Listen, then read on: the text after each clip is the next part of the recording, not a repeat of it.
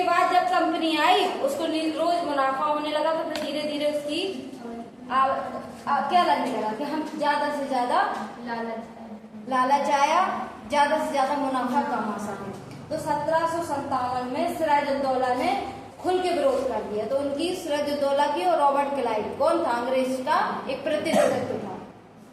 लड़ाई हुई प्लासी के युद्ध में कौन जीता, अंग्रेज। उससे उनका क्या हुआ, कॉन्फिडेंस बढ़ गया। 1764 बक्सर का युद्ध हुआ। बक्सर का युद्ध क्यों हुआ था, क्योंकि 1757 में प्लासी का युद्ध जब वो लोग पहली बार जीते तो उन्होंने सोचा कि हम किसी को कठपुतली नवाब बनाए देते, जो क्या करे, जो कंपनी को जी हजूरी करता रहे। तो ऐसे जब कठपुतली नवाब बैठा दिया, फिर बाद में कठपुतली नवाब को महसूस हुआ थोड़ी समय बाद कि यार हम तो अपने ही लोगों के खिलाफ है। तो फिर अंग्रेजों के लिए वो क्या करने लगा, अंग्रेजों से टैक्स मांगने लगा। राजा का दायित्व क्या होता है, राजा टैक्स मांगता है और फिर उसके लिए जनता के लिए सेवाएं करता है। तो उसने कंपनी से कहा कि आप हमारी जमीन पे व्यापार कर रहे हैं तो आप हमको टैक्स दीजिए। और कंपनी किसी को 1 रुपए देना नहीं चाह रही थी। आज जैसे विद्यालय है, ये कॉलेज ले लो, यहाँ पे सर को मान लो 1 लाख रुपए मिलता होगा, ठीक है। सर क्या चाहेंगे, ज्यादा से ज्यादा 80,000 हमारे जेब में आए। तो वो क्या करेंगे, न टीचर रखेंगे, न बच्चों को फैसिलिटी देंगे। अगर वो ये सब करने लगे तो पैसा कहाँ से बचेगा। तो कंपनी क्या चाह रही थी, ज्यादा से ज्यादा पैसा हमारे पास, उनको राजा से थोड़ी मतलब है। तो जब मीर कासिम को नवाब बनाया, मीर कासिम दिक्कत करने लगा, मीर जाफर को बनाया, मीर जाफर खत्म हो गया। तो 1765 में कंपनी खुद दीवान बन गई। अब समझे ना, कंपनी दीवान बन गई, लेकिन कंपनी कोई एक व्यक्ति मैन नहीं है। जैसे 10 कर्मचारी हैं तो 10 अपने आप में मैन है। तो वो किसी से व्यापार कर रहा, वो अपने मुनाफे ले रहा, तो एक निश्चित प्रशासन नहीं था। तो 1765 के बाद जब 1773 तक हमने तुम लोग को एक चीज बताई थी कि अगर कोई 15 साल का लड़का भारत में व्यापार करने के लिए आता था तो 25-30 साल में इतना पैसा भारत से कमा लेता था कि उसकी 10 पीढ़ियां बैठ के खा सकती थी। 30-30 साल में चले जाते थे अंग्रेज, इतना कमा लेते थे भारत से। जब ऐसा हुआ तो बात कहाँ पहुंची, ब्रिटेन की रानी के पास। तो फिर उन्होंने क्या किया, रेगुलेट किया। अब ये बनाया गया कोर्ट ऑफ डायरेक्टर, इसको दे दिए गए सारे अधिकार कि भैया आप देखो प्रशासन, भारत का पूरा बिजनेस, प्रशासनिक, राजनीतिक आप देखो। अब ये जब इसको काम सौंपा गया तो ये क्या करने लगा, ये प्रशासनिक, राजनीतिक सभी कार्यों में इंटरफेयर करने लगा। जैसे आज ये क्लास है, यहाँ पे हिस्ट्री का अलग टीचर होगा, पॉलिटी का अलग होगा, सोशलॉजी का अलग होगा, मैथ का अलग होगा। अब मैथ का हिस्ट्री पढ़ाने लगे और हिस्ट्री का मैथ पढ़ाने लगे तो दिक्कत बनेगी ना, प्रशासन मैनेजमेंट नहीं हो पाएगा। ऐसे कोर्ट ऑफ डायरेक्टर्स को एक साथ कई काम सौंप दिए गए। दिक्कत किसको होने लगी, कंपनी को। क्यों, क्योंकि अभी तक इसने क्या किया था, खुद मालिक थी। अब ये आ गया तो फिर क्या आया, बोर्ड ऑफ कंट्रोल आया। तो इसको कहा गया कंपनी को सिर्फ आप व्यापार के कार्य देखिए, बाकी जो प्रशासनिक और राजनीतिक कार्य है वो कौन देखेगा, बोर्ड ऑफ कंट्रोल, ठीक है। अब इसके बाद चीजों को समझना, कंपनी किस उद्देश्य से भारत आई, व्यापार, और धीरे धीरे वो क्या करती जा रही थी। अब समझ लो, जो व्यक्ति व्यापार करने आया उसको तुमने सौंप दिया कि तुम ये भी देखो कि यहाँ राजा किसको बनना है। तो राजा बनाना मतलब कौन सा कार्य, राजनीतिक कार्य इकट्ठा करना, और उसके लिए कार्य करना मतलब प्रशासनिक कार्य। और आय किस उद्देश्य से, समझो। जैसे तुम किसी के यहाँ, रिश्तेदार के यहाँ जाओ एक दिन पेपर देने के लिए, ठीक है, और फिर तुम कहने लगो कि आपके यहाँ वेतन सैलरी कितनी आती है, फिर अच्छा बर्तन वाले को 1000 देती हो, 1000 कपड़े वाले को देती हो, तो लाओ अगले महीने से खर्चा हम चलाएं। तो आय किस लिए थे आप, और कार्य करने क्या लगे, घर में दखलंदाजी करने लगे ना, जो आपका काम तो नहीं था। तो ऐसे ही कंपनी के समझना चीजों, कंपनी किस उद्देश्य से आई थी, व्यापार, और करने क्या लगी थी। अब इसको प्रशासनिक कार्य भी मिल गए, राजनीतिक कार्य भी मिल गए, और व्यापार तो ये ऑलरेडी कर ही रही थी। अब ये बताओ, जो व्यक्ति सिर्फ इसके लिए आया था उसको इन दोनों काम से मतलब है क्या आपके, लगाव वैसे ही नहीं है। क्यों, क्योंकि भारतीयपन को अंग्रेज कोई लगाव है नहीं। तो ऑलरेडी ये दोनों काम क्या हो जाएंगे, काम दिखावा के लिए करेगी, ये सब कुछ रहेगा उसका। जैसे आज मान लो फसल खराब हो गई, ठीक है, तो सबने देखा होगा कि क्या करते हैं, बड़े बड़े राजनेता खेतों में आते हैं, किसानों के साथ बैठते हैं कि नहीं? अभी तो आते, जैसे अभी शिवराज पंजाब में गए, क्यों आए? उन्हें पता है राजनीतिक है ना, मतलब जनता से एक लगाव है। शिवराज सिंह को मानते हैं कि यहाँ से जो कर मिलेगा वो सरकार पास जाएगा, और सरकार मतलब होता है एक व्यक्ति नहीं होता है, सरकार कई लोगों से मिला के चलती है। सरकार में दो लोग आते हैं, एक आते हैं राजनीतिक और एक आते हैं कौन, जो बता देगा उसको बताओ, कौन बताए? एक और पार्ट आता है राजनीतिक और एक प्रशासनिक। राजनीतिक लोग कार्य क्या करते हैं? नीतियां बनाते हैं, और लागू कौन करता है? प्रशासन। अब कैसे बोल तो सबने दिया, बताओ कैसे? जैसे मोदी जी राजनीतिक कार्यों में आए, मोदी जी बैठे, 10 मंत्री बैठे, संसद से कोई कानून बन गया, कानून ऊपर बन गया, मान लो कि लाडली बहनाओं को पैसा देना है, तो क्या मोदी जी आए पर खुद नहीं आए ना? फिर क्या होगा? जिला में कौन होगा? कलेक्टर होगा। फिर अपने यहाँ विधानसभा में कौन होगा? नगर पंचायत होगा, ये नहीं, कलेक्टर हो गया।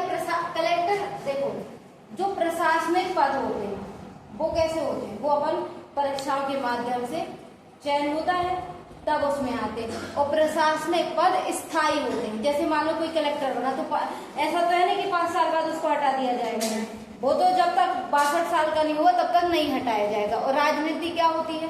आप 5 साल के लिए आए, अगर आप कार्य नहीं करोगे तो आपको, तो राजनीतिक और प्रशासनिक कार्यों में क्या सबसे अंतर है?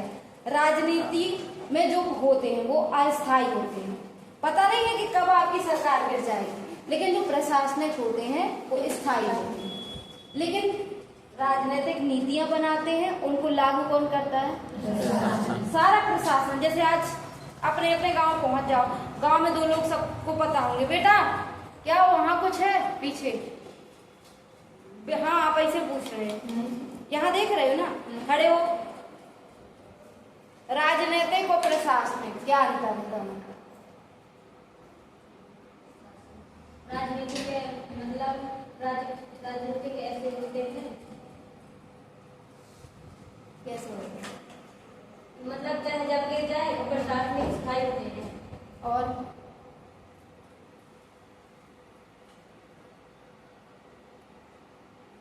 आपका ध्यान नहीं कर रहा, दिक्कत है क्या? उधर आ जाओ, उधर आगे आ जाओ, दिमाग ध्यान कंसंट्रेट करो, ठीक है? बढ़िया, ठीक है। तो राजनीतिक, अब दूर नहीं जाओ, गांव में 2 पद होते हैं, सरपंच और सचिव। सबको पता है? सब गांव से हो। सरपंच क्या होता है यही बताओ? सरपंच कौन सा पद है और सचिव कौन सा पद है? सरपंच क्या है? 5 साल के लिए आता है, और सचिव क्या है? परमानेंट है। और सरपंच कितने, जैसे मान लो कभी मीटिंग होती, ग्राम सभा सब समझते हैं। ग्राम सभा क्या होती है बताओ? कोई एक खड़ा हो, उसको बताओ। ग्राम सभा सबके गांव में होती है, सरपंच बैठता है और बाकी सब लोग आते हैं, सब आते हैं, मतलब कोई एक बताओ ना। हाँ, ऐसे तो बताते हैं। ग्राम सभा क्या होती है? ग्राम सभा वो होती है जहाँ 18 साल से पहली शर्त है कि ऊपर के सभी लोग आते हैं। फिर तुम्हें तो मान लो किसी का 6 महीने का बच्चा होता है, वो भी गोदी में ले जाओ, लेकिन वो उसको मतलब नहीं है तुम्हारी ग्राम सभा में क्या चल रहा है। 18 साल से ऊपर का इसलिए क्योंकि वो वोट दे सकता है, उसको पता होता है हमारा अधिकार क्या है। दूसरी चीज है, ग्राम सभा में गांव के उस गांव में आप मतदान करने वाले होना चाहिए। अब मान लो कि हम किसी गांव में पहुंच जाओ, हमारा गांव कुछ है, तो हमें वहां के हित थोड़ी पता है। मान लो हमारे गांव में पर्याप्त पानी है और किसी गांव में पानी नहीं आ रहा, हम कहें अरे आज तो बहुत पानी भर लिया हमने, तो वो कहेगा दीदी यहाँ पानी नहीं आता है 1 महीने से, आपको पता है? तो हम कहेंगे कि क्योंकि वो वहाँ का निवासी है। वहाँ जो विधायक होता है उसको अपनी कहीं का भी नेतृत्व करता, प्रति वहाँ की समस्या उस व्यक्ति को पता होती। तो सरपंच क्या होता है? राजनीतिक होता। और सचिव क्या होता है? प्रशासनिक। जब ग्राम सभा की बैठक होती है तो सरपंच कितने समय के लिए आता है? 10 मिनट, आधा घंटा। लेकिन अपन जब एक स्थायी कार्य करवाना होता है तो किसके पास जाते हैं? सारे काम कौन करता है? पढ़ा लिखा कौन होता है? सब सचिव समझाता है। सरपंच क्या करता है? सिर्फ एक साइन चाहिए होते लास्ट में, वो कार्य होता है। आ जाओ, ठीक है। ये हो गया राजनीतिक और इसके बाद है जब सरकार, जब कंपनी को प्रशासनिक और राजनीतिक कार्यों के साथ साथ कौन सा कार्य मिल गया? और पहले वो किस काम के लिए आई थी? तो उसका इन कामों से लगाव होगा क्या? नहीं होगा। अपन से मतलब होगा क्या? अब मान लो कोई किसान पहुंचा कि अंग्रेजों के पास कि सर, वो लोग पता है इतने अपने आप को सुपीरियर सिद्ध करते थे। सुपीरियर समझते हो? अपने आप को पवित्र सिद्ध करते थे। जैसे काला और गोरा, काला और गोरा कैसे हो जाते लोग? अभी काला गोरा डिपेंड किस पे करता है कि कौन काला होगा कौन गोरा? मम्मी पापा पे डिपेंड करता है। ये भारत की परिस्थिति है, ठीक है। लेकिन ये काला गोरा डिपेंड करता है वहां की जलवायु कैसी है। अब अफ्रीका में चले जाओ, वहां सब लोग काले मिलेंगे। यूरोप में चले जाओ, वहां सब लोग गोरे मिलेंगे क्योंकि वहां की जलवायु वैसी है। इंडिया में सब मीडियम है, ना कोई गोरा है ना कोई काला है, मीडियम चलता है क्योंकि यहाँ अपनी जलवायु कैसी है? उष्ण कटिबंधीय मौसमी जलवायु, ना ठंड है ना बरसात है।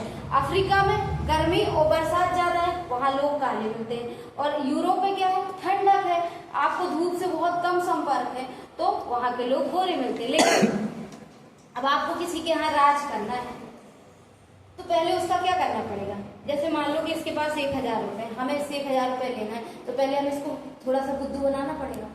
अब हम कैसे बनाएंगे? तुम्हारा कुछ नहीं होगा। मतलब अब ऐसे अपन लोग थे, काले थे उस समय, अपन तो कम थे, अफ्रीका वाले ज्यादा थे। अंग्रेजों ने पूरे विश्व पे शासन किया है, सिर्फ भारत पे नहीं किया है। तो उनने काले और क्या है, आप जब किसी के यहाँ भी शासन करते हो तो सबसे पहले यहाँ शासन करते हो, फिर जाके वहां के क्षेत्र पे करते हो।